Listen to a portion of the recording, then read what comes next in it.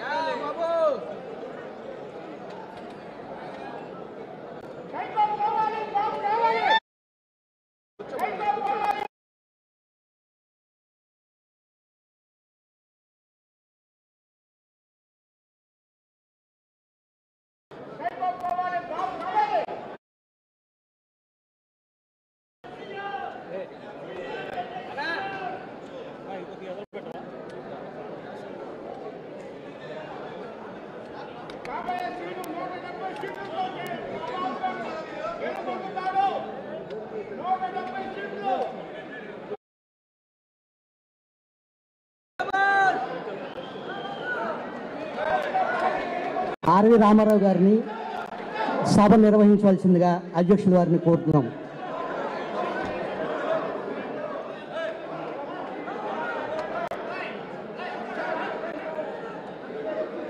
Silence please, silence please, silence please. Hello మిత్రులందరికీ నమస్కారాలు. దయచేసి నిశ్శబ్దాన్ని పాటించండి, సభ మొదలవుతుంది. Please please please keep silence.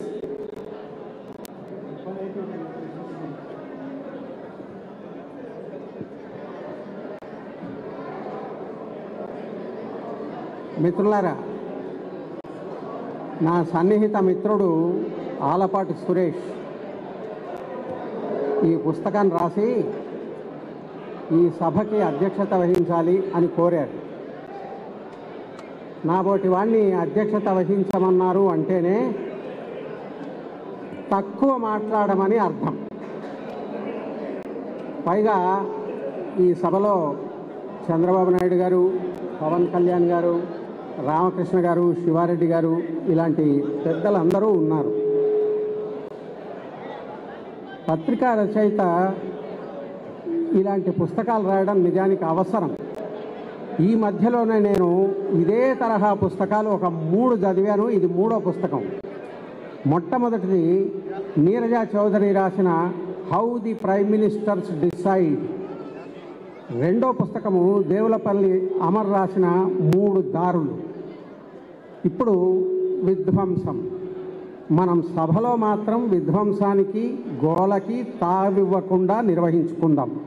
పెద్దలను వినడం మన బాధ్యత. ఇప్పుడు ఈ పుస్తకం చాలామంది పత్రికా రచయితలు లేదా పత్రికలు నిష్పక్షపాతంగా ఉండాలి అని హితవు చెప్తూ ఉంటారు. నిష్పక్షపాతంగా ఉండడం అనేది కుదరని పని, ఎవరికీ కుదరని పని. రామాయణం రాసిన వాల్మీకి రాముడి పక్షపాతి, భారతం రాసిన వ్యాసుడు పాండవ పక్షపాతి, 1000 పడగలు రాసిన విశ్వనాథ్ సత్యనారాయణ ధర్మారావు పక్షపాతి, అంటే ధర్మం పక్షపాతి. అమ్మ నవల రాసిన గోర్కి శ్రామిక జన పక్షపాతి. పక్షపాతం లేకుండా ఉండదు, కానీ నిరపేక్షంగా రాయడం సాధ్యమే. పత్రికా రచయితలు చేయవలసిన పని నిరపేక్షంగా రాయడమే. వార్తని వక్రీకరించకుండా, ఇలాంటివన్నీ ఏమీ చేయకుండా రాయడమే పత్రికా రచయితలు చేయవలసిన పని. మిత్రుడు సురేషు ఈ పని చేయడానికి ప్రయత్నించాడు. 2019 నుంచి కొనసాగుతున్న వైఎస్ఆర్ కాంగ్రెస్ పార్టీ పరిపాలన ఎలా ఉందో చెప్పడానికి ప్రయత్నం చేశారు. ఆయన దృక్కోణంలో ఆయన చెప్పడానికి